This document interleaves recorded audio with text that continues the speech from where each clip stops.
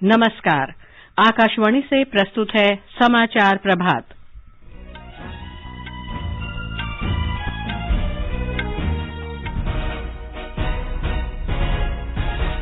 राष्ट्रपति रामनाथ कोविंद 73वें गणतंत्र दिवस की पूर्व संध्या पर आज शाम राष्ट्र को संबोधित करेंगे।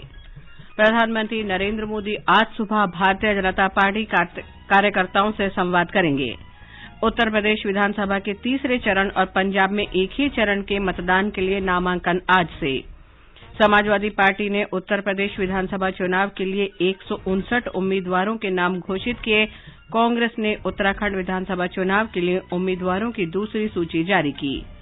12वां राष्ट्रीय मतदाता दिवस आज मनाया जा रहा है। देश में अब तक 162 करोड़ 77 लाख से अधिक कोविड रोधी टीके लगाए गए। भारत की स्मृति मंधाना वर्ष 2021 की आईसीसी महिला क्रिकेट खिलाड़ी घोषित। महिला एशिया कप हॉकी प्रतियोगिता में भारत सिंगापुर को हराकर सेमीफाइनल में और ऑस्ट्रेलियाई ओपन टेनिस टूर्नामेंट में एशले बार्टी और राफेल नडाल आज अपने अपने क्वार्टर फाइनल मुकाबले खेलेंगे।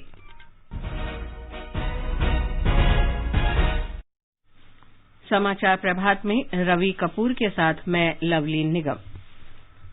देश के कई हिस्सों में कोरोना संक्रमण तेजी से फैल रहा है। हमारी अपील है कि आप सतर्क रहें और 15 से 18 वर्ष के किशोरों सहित अन्य लोगों के टीकाकरण में मदद करें। कोरोना वायरस के नए स्वरूप ओमिक्रॉन से चिंताएं बढ़ी हैं। सुरक्षित रहने के लिए कृपया 3 सरल उपायों का पालन अवश्य करें। मास्क पहनें, 2 गज की सुरक्षित दूरी बनाए रखें, हाथ और चेहरा साफ रखें। कोविड से संबंधित किसी भी जानकारी और मार्गदर्शन के लिए राष्ट्रीय हेल्पलाइन नंबर 011-2397-8046 और 1075 पर संपर्क करें। देश के 75वें स्वाधीनता दिवस समारोह के उपलक्ष्य में आजादी का अमृत महोत्सव के अंतर्गत सरकार अनेक गतिविधियों का आयोजन कर रही है। इस अवसर को जन उत्सव के रूप में मनाते हुए आकाशवाणी समाचार स्वाधीनता संग्राम और उसके गौरवशाली इतिहास पर विशेष प्रश्नोत्तरी कार्यक्रम प्रसारित कर रहा है। ये क्विज 15 अगस्त 2022 तक प्रत्येक सोमवार और मंगलवार को समाचार प्रभात में प्रसारित होगा। भारतीय डाक विभाग अमृत महोत्सव क्विज में आकाशवाणी के साथ सहयोगी के रूप में शामिल है। कल के अमृत महोत्सव क्विज का प्रश्न था, भारत छोड़ो आंदोलन के दौरान अपने प्राणों का बलिदान देने वाले 19 वर्षीय उस युवा स्वतंत्रता सेनानी का नाम बताएं जिसे सिंध का भगत सिंह नाम से भी जाना जाता है। इसका सही जवाब है शहीद हेमू कलानी। अक्टूबर 1942 में हेमू कलानी को पता चला कि ब्रिटिश सैनिक और हथियार उनके शहर से होकर गुजरने वाली रेलगाड़ी से सिंध में लाए जा रहे हैं। हेमू कलानी ने रेलवे पटरी से फिश प्लेट हटाकर रेलगाड़ी को रोकने का फैसला किया। हालांकि ये काम पूरा होने से पहले ही ब्रिटिश सैनिकों ने उन्हें और उनके साथियों को देख लिया। हेमू अपने साथियों को बचाने की कोशिश में पकड़े गए। पुलिस ने उन्हें क्रूर यातनाएं देकर साथियों के नाम पूछे, लेकिन उन्होंने नाम बताने से इनकार कर दिया और पूरा दोष अपने ऊपर ले लिया। इस युवा स्वतंत्रता सेनानी और क्रांतिकारी को 21 जनवरी 1943 को फांसी पर लटका दिया गया। आकाशवाणी समाचार को बड़ी संख्या में देश विदेश के श्रोताओं से उत्तर मिले हैं। भाग्यशाली विजेता हैं केंद्रीय विद्यालय पंचमढ़ी मध्य प्रदेश के अमोघ रावल। मैं अमोघ रावल क्लास 8 केंद्रीय विद्यालय पचमढ़ी का छात्र हूँ। सर्वप्रथम मैं ऑल इंडिया रेडियो को अमृत महोत्सव को इसका आयोजन करने के लिए धन्यवाद देना चाहता हूँ। मेरे पिताजी इंडियन आर्मी में देश की सेवा कर रहे हैं, जिस पर मुझे बहुत गर्व है। मैं भी भविष्य में भारत माता की सेवा करना चाहता हूँ। मैं ऑल इंडिया रेडियो की न्यूज को रोजाना सुनता हूँ। इससे मेरे सामान्य ज्ञान में बहुत वृद्धि हुई है। जय हिंद। और अब अमृत महोत्सव क्विज का आज का प्रश्न।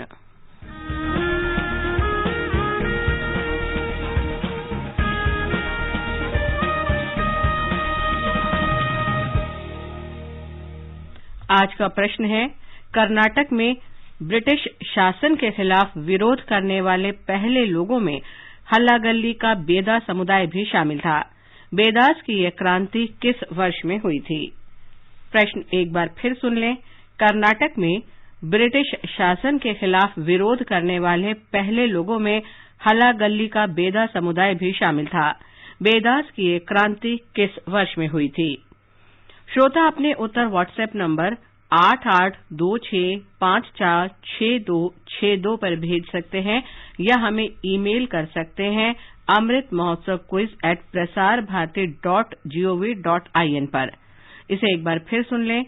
व्हाट्सएप नंबर 8826546262 और ईमेल पता amritmahotsav@prasarbharati.gov.in। एक भाग्यशाली प्रतिभागी को विजेता चुना जाएगा और कल के समाचार प्रभात में उनके नाम की घोषणा की जाएगी। विजेता को ई प्रमाण पत्र और पुरस्कार भी दिया जाएगा।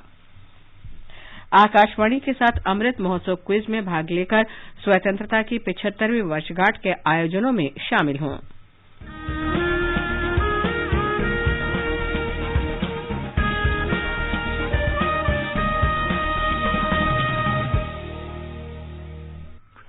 और अब समाचार विस्तार से। राष्ट्रपति रामनाथ कोविंद देश के 73वें गणतंत्र दिवस की पूर्व संध्या पर आज राष्ट्र को संबोधित करेंगे। राष्ट्रपति का संबोधन शाम 7 बजे से आकाशवाणी के समूचे राष्ट्रीय नेटवर्क और दूरदर्शन के सभी चैनलों से पहले हिंदी और फिर अंग्रेजी में प्रसारित किया जाएगा। हिंदी और अंग्रेजी प्रसारण के तुरंत बाद दूरदर्शन के क्षेत्रीय चैनलों से प्रादेशिक भाषाओं में इसका प्रसारण होगा। आकाशवाणी से क्षेत्रीय नेटवर्क पर प्रादेशिक भाषाओं में राष्ट्रपति के संबोधन का प्रसारण रात 9:30 बजे किया जाएगा। गणतंत्र दिवस समारोह की सुरक्षा व्यवस्था के अंतर्गत कल दिल्ली मेट्रो के कुछ स्टेशन आंशिक रूप से प्रभावित होंगे। दिल्ली पुलिस के निर्देशों के अनुसार मेट्रो की सभी पार्किंग सुबह 6 बजे से दिन में 2 बजे तक बंद रहेंगी। दिल्ली मेट्रो ने बताया कि येलो लाइन पर हुडा सिटी सेंटर से समयपुर बादली तक की सेवाओं पर आंशिक रूप से असर पड़ेगा। केंद्रीय सचिवालय और उद्योग भवन मेट्रो स्टेशनों पर प्रवेश और निकास दोपहर 12 बजे तक बंद रहेगा। केंद्रीय सचिवालय स्टेशन पर येलो और वायलेट लाइन के यात्री ट्रेन बदल सकेंगे। इसके अलावा पटेल चौक और लोक कल्याण मार्ग मेट्रो स्टेशनों पर भी प्रवेश और निकास सुबह 8:45 बजे से दिन 12 बजे तक बंद रहेगा। देश स्वतंत्रता के 75 वर्ष के उपलक्ष्य में आजादी का अमृत महोत्सव मना रहा है। वहीं दूरदर्शन इस वर्ष के गणतंत्र दिवस परेड का प्रसारण कुछ विशेष प्रबंधों के साथ बड़े पैमाने पर कर रहा है। स्वतंत्रता के 75 वर्ष के उपलक्ष्य में 75 विमानों के एक बेड़े के विभिन्न आकारों की उड़ान और नई तरह का फ्लाई पास्ट दिखाने के लिए दूरदर्शन ने वायुसेना के सहयोग से विशेष प्रबंध किए हैं। गणतंत्र दिवस के सभी कार्यक्रमों के सभी पहलुओं का पूरी तरह कवरेज सुनिश्चित करने के लिए पिछले वर्ष नवंबर से ही तैयारियां शुरू हो गई थीं। दूरदर्शन ने राष्ट्रपति भवन के गुंबद से नेशनल स्टेडियम के गुंबद तक राजपथ पर 59 कैमरे लगाए हैं। 33 कैमरे राजपथ, 16 कैमरे राष्ट्रीय समर स्मारक, इंडिया गेट, नेशनल स्टेडियम और 10 कैमरे राष्ट्रपति भवन पर लगाए गए हैं। राजपथ से गणतंत्र दिवस परेड का सीधा प्रसारण दूरदर्शन के सभी चैनलों पर कल सुबह 9:15 बजे से शुरू होगा और कार्यक्रम संपन्न होने तक जारी रहेगा। ये प्रसारण DD national, DD news, YouTube channel और न्यूज ऑन एआईआर ऐप तथा वेबसाइट पर भी उपलब्ध रहेगा। सीमा सुरक्षा बल बीएसएफ कल गणतंत्र दिवस के अवसर पर ओडिशा के मलकानगिरी जिले में स्वाभिमान अंचल जोन से नौका एम्बुलेंस सेवा शुरू करेगा। बीएसएफ के अपर महानिदेशक और छत्तीसगढ़ ओडिशा क्षेत्र प्रमुख आरएस भट्टी ने कहा कि इस क्षेत्र के 150 गांवों में रह रहे लगभग 30,000 लोगों को इस सेवा से लाभ होगा। ब्यौरा हमारे संवाददाता से। सीमा सुरक्षा बल छत्तीसगढ़ और उड़ीसा में माओवादी विरोधी अभियान चलाने के साथ ही स्थानीय नागरिकों के मन में सुरक्षा की भावना को मजबूत करने तथा उन्हें विकास की मुख्य धारा से जोड़ने में भी महत्वपूर्ण भूमिका निभा रहा है। बीएसएफ ने बीते वर्ष छत्तीसगढ़ के कांकेर और नारायणपुर तथा उड़ीसा के मलकानगिरी और कोरापुट जिलों के अंदरूनी इलाकों में 46 चिकित्सा कैंप लगाए। इन जिलों के ग्रामीण इलाकों में रहने वाले लोगों को करीब 3 करोड़ रुपए मूल्य की जरूरी वस्तुएं भी उपलब्ध कराईं। इसके अलावा जनजातीय युवा आदान प्रदान कार्यक्रम के तहत बीते वर्ष छत्तीसगढ़ और उड़ीसा के 250 से अधिक आदिवासी लड़के और लड़कियों को बीएसएफ द्वारा देश के विभिन्न ऐतिहासिक और सांस्कृतिक स्थानों का भ्रमण भी कराया गया है। विकल्प शुक्ला, आकाशवाणी समाचार, रायपुर। प्रधानमंत्री नरेंद्र मोदी आज सुबह 11 बजे नमो ऐप के माध्यम से देश में भारतीय जनता पार्टी कार्यकर्ताओं से बातचीत करेंगे। प्रधानमंत्री ने 18 जनवरी को उत्तर प्रदेश के वाराणसी में भाजपा कार्यकर्ताओं के साथ बातचीत की थी। उत्तर प्रदेश, उत्तराखंड, गोवा, पंजाब और मणिपुर में विधानसभा चुनाव की घोषणा के बाद पार्टी कार्यकर्ताओं के साथ श्री मोदी का यह पहला संवाद था। उत्तर प्रदेश विधानसभा चुनाव के तीसरे चरण और पंजाब विधानसभा चुनाव के एकमात्र चरण के लिए आज अधिसूचना जारी होने के साथ ही नामांकन प्रक्रिया शुरू हो जाएगी। उत्तर प्रदेश में 10 फरवरी से 7 मार्च तक 7 चरणों में मतदान होगा। उत्तर प्रदेश में चुनाव के तीसरे चरण में 16 जिलों के 59 विधानसभा क्षेत्रों में 20 फरवरी को वोट डाले जाएंगे। इसके अलावा पंजाब में 20 फरवरी को राज्य की 117 विधानसभा सीटों के लिए मतदान होगा। उत्तर प्रदेश में तीसरे चरण और पंजाब के एकमात्र चरण के लिए पर्चे भरने की अंतिम तारीख 1 फरवरी है। इस बीच उत्तर प्रदेश चुनाव के पहले चरण के लिए उम्मीदवारों की स्थिति बृहस्पतिवार को स्पष्ट हो जाएगी। इसी दिन तक नाम वापस लिए जा सकते हैं। पहले चरण के लिए नामांकन पत्रों की जांच कल पूरी हो गई। इस चरण में विधानसभा की 58 सीटों के लिए 10 फरवरी को मतदान होगा।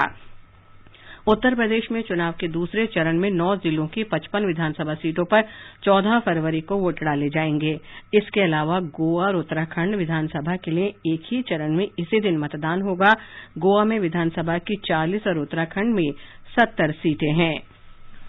समाजवादी पार्टी ने उत्तर प्रदेश विधानसभा चुनाव के लिए 159 उम्मीदवारों की सूची जारी की है। सूची में मैनपुरी जिले के करहल निर्वाचन क्षेत्र से पार्टी प्रमुख अखिलेश यादव, रामपुर सीट से आजम खान, स्वार से अब्दुल्ला आजम खान और इटावा जिले के जसवंत नगर निर्वाचन क्षेत्र से शिवपाल सिंह यादव के नाम प्रमुख हैं। भारतीय जनता पार्टी ने मुरादाबाद जिले के ठाकुरद्वारा निर्वाचन क्षेत्र से अजय प्रताप सिंह को उम्मीदवार बनाया है।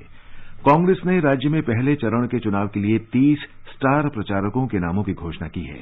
इनमें पार्टी प्रमुख सोनिया गांधी, पूर्व प्रधानमंत्री डॉक्टर मनमोहन सिंह, पार्टी नेता राहुल गांधी, प्रियंका गांधी वाड्रा, गुलाम नबी आजाद, अशोक गहलोत और भूपेश बघेल के नाम शामिल हैं। कांग्रेस ने उत्तराखंड विधानसभा चुनाव के लिए 11 उम्मीदवारों की दूसरी सूची जारी की है। पार्टी ने रामनगर सीट से पूर्व मुख्यमंत्री हरीश रावत को उम्मीदवार बनाया है। पूर्व मंत्री हरक सिंह रावत की बहू अनुकृति गोसाई को लैंसडाउन सीट से टिकट दिया गया है। नेशनल पीपल्स पार्टी एनपीपी ने मणिपुर विधानसभा चुनाव के लिए 20 उम्मीदवारों की सूची जारी की है। सूची में 3 मौजूदा विधायक वाई जॉय कुमार, एल जयंत कुमार और एन कयासी के नाम शामिल हैं। पिछले विधानसभा चुनाव में एनपीपी को 4 सीटें मिली थी और उसने भारतीय जनता पार्टी के साथ गठबंधन सरकार बनाई थी।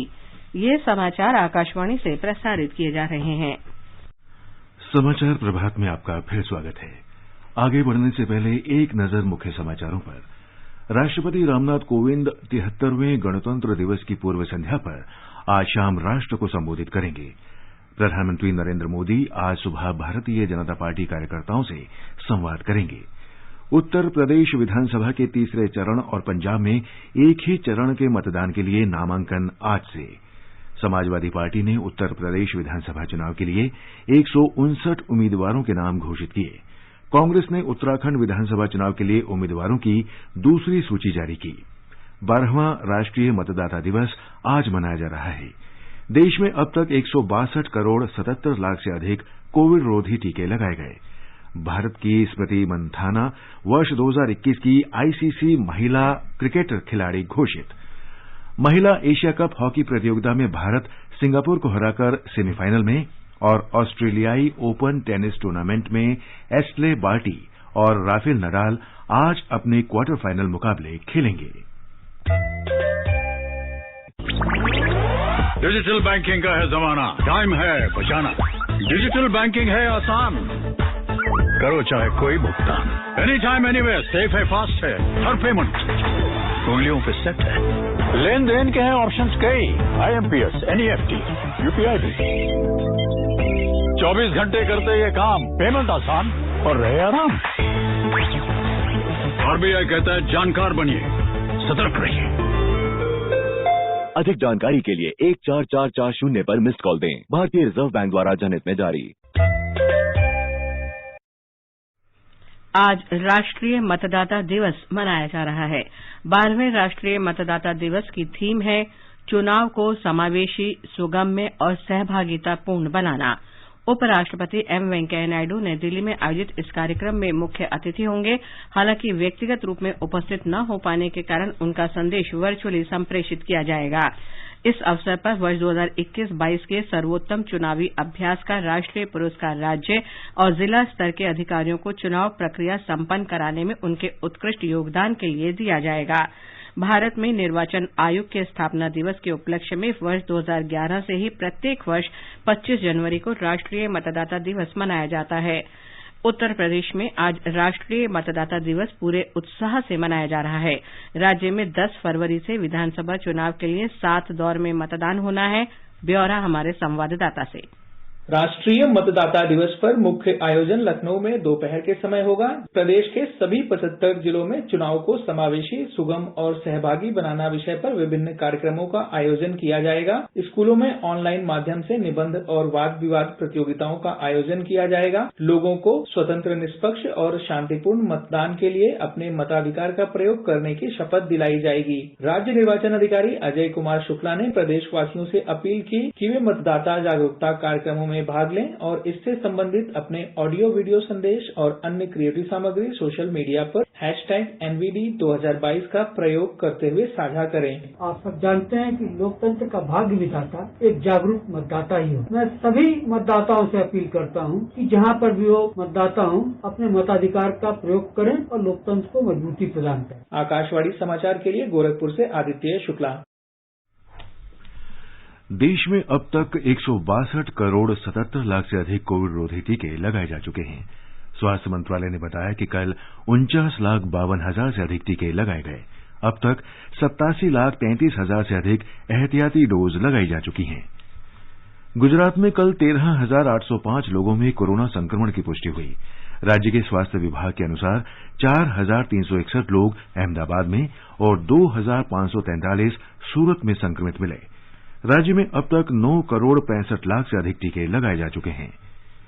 केरल सरकार ने राज्य में कोविड की तीसरी लहर पर नियंत्रण के लिए प्रतिबंध और बढ़ा दिया है। महामारी के प्रसार के आधार पर जिलों को 3 श्रेणियों में बांटा गया है। तिरुवनंतपुरम जिला सर्वाधिक संक्रमित है। इसके बाद एर्नाकुलम और 7 अन्य जिले हैं। भारत की स्मृति मंधाना को वर्ष 2021 का आईसीसी महिला क्रिकेटर घोषित किया गया है। स्मृति ने 2018 के बाद दूसरी बार आईसीसी महिला क्रिकेटर का पुरस्कार जीता है। बाएं हाथ की बल्लेबाज मंधाना ने इंग्लैंड के टेमी ब्यूमॉन्ट, दक्षिण अफ्रीका की लिजेली ली और आयरलैंड की गेबी लुइस को इस ट्रॉफी के लिए मुकाबले में पीछे छोड़ा है। मंधाना को 2018 में वर्ष की आईसीसी महिला क्रिकेटर और एक दिवसीय मैच क्रिकेटर नामित किया गया था। भारत महिला एशिया कप हॉकी टूर्नामेंट के सेमीफाइनल में पहुंच गया है। मस्कट में कल रात मौजूदा चैंपियन भारत ने पूल ए के अपने अंतिम मैच में सिंगापुर को हराकर सेमीफाइनल में जगह बनाई।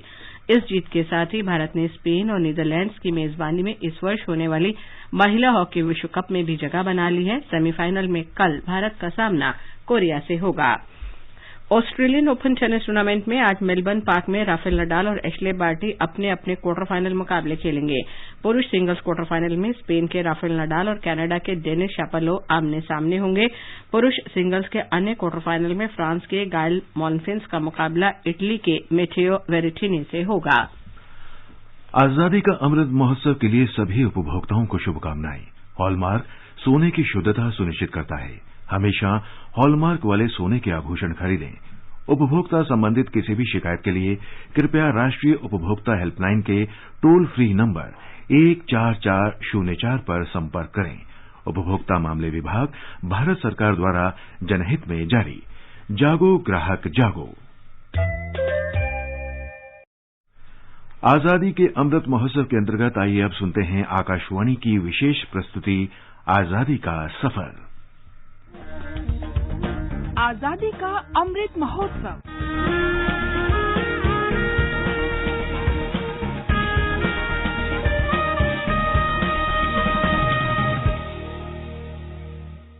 आजादी का सफर आकाशवाणी के साथ।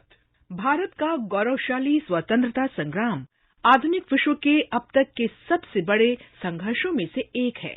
आकाशवाणी समाचार आपके लिए प्रतिदिन इस संग्राम की एक झलक लेकर आता है। आज की इस कड़ी में हम क्रांतिकारी स्वतंत्रता सेनानी मानवेंद्र नाथ रॉय को याद कर रहे हैं, जिनका निधन 25 जनवरी 1954 को हुआ था।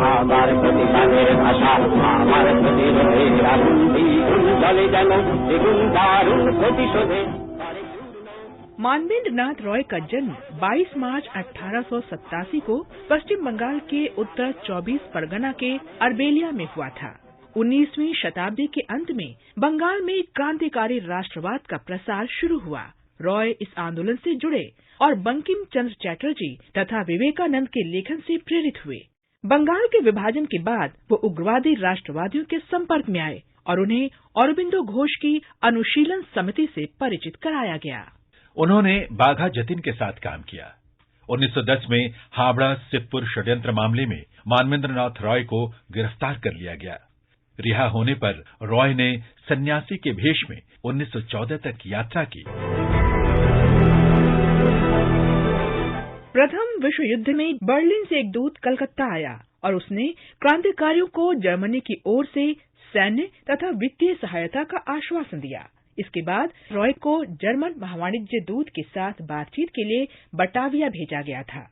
ये व्यवस्था की गई थी कि हथियारों और गोला बारूद की खेप सुंदरबन क्षेत्र में पहुंचाई जाएगी, लेकिन हथियार वहां नहीं पहुंचे। मानवेंद्र नाथ रॉय वापस बटाविया गए और पाया कि जर्मन राजनयिकों से सहयोग की कोई उम्मीद नहीं थी। उन्होंने हथियारों के बिना भारत नहीं लौटने का संकल्प लिया। मानवेंद्र नाथ रॉय ने भारत, चीन, फिलीपींस, कोरिया, जापान और संयुक्त राज्य अमेरिका में क्रांतिकारियों से संपर्क करने के अपने मिशन को आगे बढ़ाया।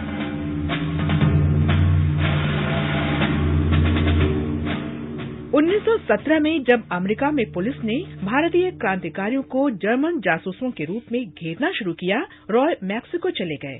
उन्होंने मोनरो सिद्धांत की अमेरिका की विदेश नीति पर व्याख्यान दिए और लेख प्रकाशित किए, जिससे सनसनी फैल गई।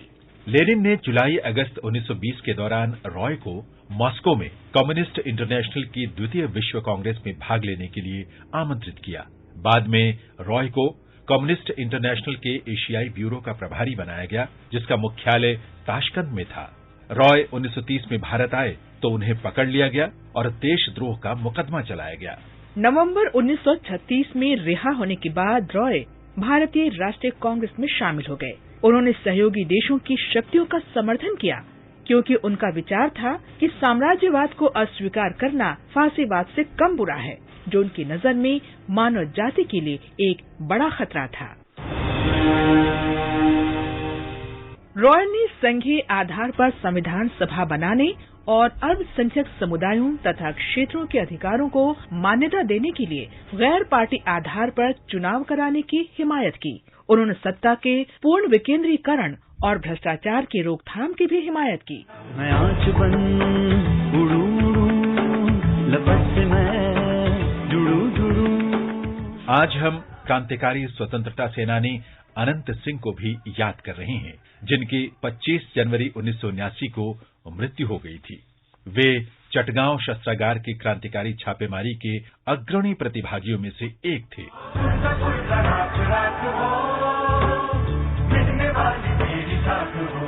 अनंत सिंह का जन्म 1 दिसंबर 1903 को चटगांव में हुआ था। वे स्कूल में ही थे जब उनका परिचय मास्टरदा सूर्यसेन से हुआ। अनंत सिंह ने पढ़ाई छोड़ दी और जल्द ही सूर्यसेन के सबसे करीबी सहयोगियों में से एक बन गए।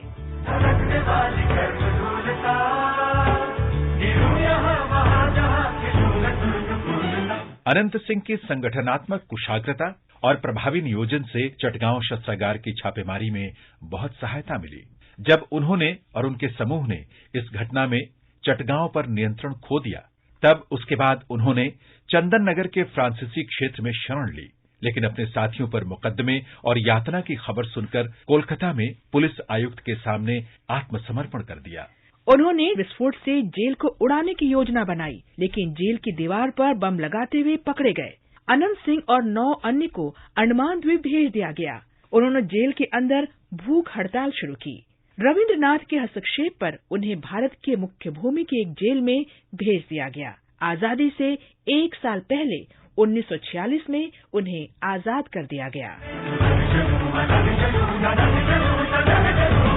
अनंत सिंह ने एक क्रांतिकारी के रूप में अपने अनुभवों पर कई पुस्तकें लिखी। उनकी उल्लेखनीय रचनाओं में चट्टग्राम युवा विद्रोह, अग्निगर्भ चट्टग्राम, मास्टरदा और स्वप्न ओ साधना शामिल हैं।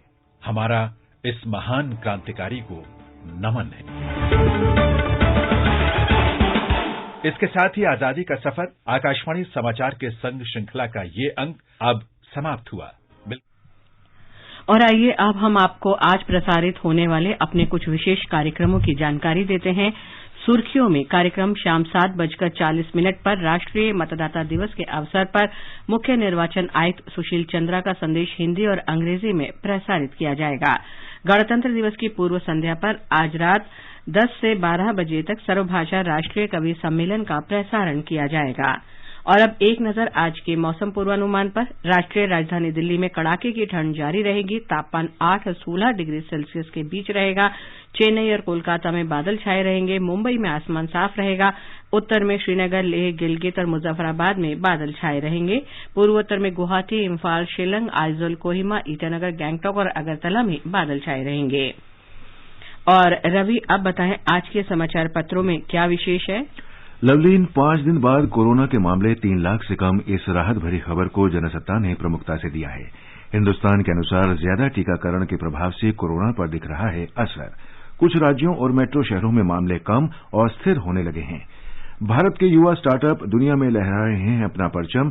प्रधानमंत्री राष्ट्रीय बाल पुरस्कार कार्यक्रम में वीडियो कॉन्फ्रेंसिंग के माध्यम से श्री मोदी का ये संवाद अमर उजाला में है। दैनिक भास्कर ने महंगाई शीर्षक से लिखा है, यूक्रेन युद्ध की आशंका से दुनिया भर के बाजार गिरे। नवभारत टाइम्स ने शेयर बाजार में सोमवार को 2 महीने में सबसे बड़ी गिरावट को पहली खबर बनाया है। आगामी विधानसभा चुनावों से संबंधित खबरें सभी अखबारों में हैं। लोकसत्य की खबर है, निर्वाचन आयोग ने दिशा निर्देश जारी किए, कहीं भी 30 मिनट से ज्यादा नहीं रुकेगी वीडियो वैन। कल गणतंत्र दिवस के अवसर पर राजधानी में जोर शोर से चल रही तैयारियों को अमर उजाला ने प्रमुखता से दिया है। पत्र लिखता है, सुरक्षा का चाक चौबंद प्रबंध, चप्पे चप्पे पर रहेंगे निगहबान। हिन्दुस्तान लिखता है, राजधानी में मोबाइल ऐप आधारित टैक्सी ज्यादा किराया नहीं ले पाएगी। उत्तर पश्चिम भारत में इस सप्ताह भी ठंड से राहत नहीं, राष्ट्रीय सहारा में है। पत्र आगे लिखता है, दिल्ली में ठंडा दिन और अत्यंत ठंडा दिन जैसी स्थिति उत्पन्न हो सकती है। बुलेटिन समाप्त होने से पहले अमृत महोत्सव क्विज का आज का प्रश्न फिर सुन लें। कर्नाटक में ब्रिटिश शासन के खिलाफ विरोध करने वाले पहले लोगों में हलागल्ली का बेदा समुदाय भी शामिल था। बेदास की क्रांति किस वर्ष में हुई थी? आप अपने जवाब व्हाट्सएप नंबर 8826546262 पर भेज सकते हैं या हमें इस पते पर ईमेल कर सकते हैं amritmahotsav@prasarbharati.gov.in। और अंत में मुख्य समाचार एक बार फिर। राष्ट्रपति रामनाथ कोविंद 73वें गणतंत्र दिवस की पूर्व संध्या पर आज शाम राष्ट्र को संबोधित करेंगे। प्रधानमंत्री नरेंद्र मोदी आज सुबह भारतीय जनता पार्टी कार्यकर्ताओं से संवाद करेंगे। उत्तर प्रदेश विधानसभा के तीसरे चरण और पंजाब में एक ही चरण के मतदान के लिए नामांकन आज से। 12वां राष्ट्रीय मतदाता दिवस आज मनाया जा रहा है। देश में अब तक 162 करोड़ 77 लाख से अधिक कोविड रोधी टीके लगाए गए। भारत की स्मृति मंधाना वर्ष 2021 की आईसीसी महिला क्रिकेट खिलाड़ी घोषित। इसके साथ ही समाचार प्रभात का ये अंक समाप्त हुआ। नमस्कार।